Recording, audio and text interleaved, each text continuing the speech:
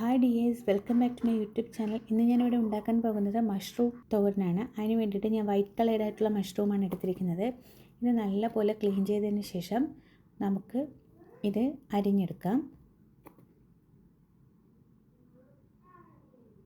ഇതുപോലെ ചെറുതായി വേണം മഷ്റൂം അരിഞ്ഞെടുക്കേണ്ടത്. ഇനി നമുക്കൊരു പാത്രത്തിലേക്ക് ഒന്ന് കടുക് പൊട്ടിക്കാം.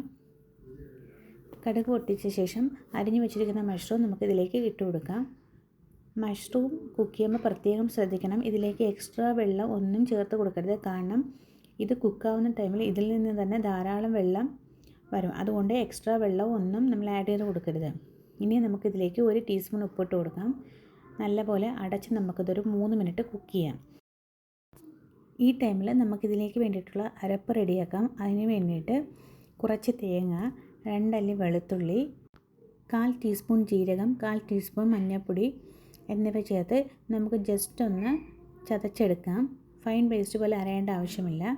ഇതുപോലെ ഒന്ന് ചതച്ചെടുത്താൽ മാത്രം മതി.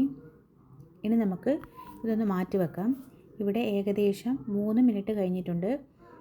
നമുക്ക് മഷ്റൂം ഒന്ന് നോക്കാം. ഇവിടെ മഷ്റൂമിൽ നിന്ന് ഇത്രയും വെള്ളം വന്നിട്ടുണ്ട്.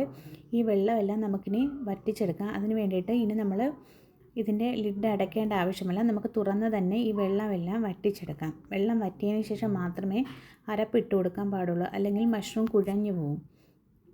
ഇനി ഏകദേശം വെള്ളം വറ്റി തുടങ്ങുന്നുണ്ട്. ഒരു മീഡിയം ടു ഹൈ ഫ്ലെയിമിൽ നമുക്ക് ഈ വെള്ളം വറ്റിച്ചെടുക്കാം. ഇനി ഇതിലേക്ക് റെഡിയാക്കി വെച്ചിരിക്കുന്ന അരപ്പ് ചേർത്ത് കൊടുക്കാം. അരപ്പിട്ട ശേഷം നല്ലപോലെ മിക്സ് ചെയ്ത് കൊടുക്കണം.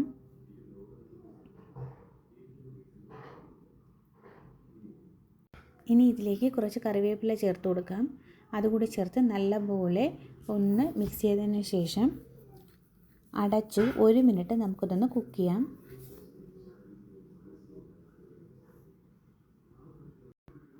ഇനി ഇതിലേക്ക് 1/4 ടീസ്പൂൺ പെപ്പർ പൗഡർ ഇട്ട് കൊടുക്കാം.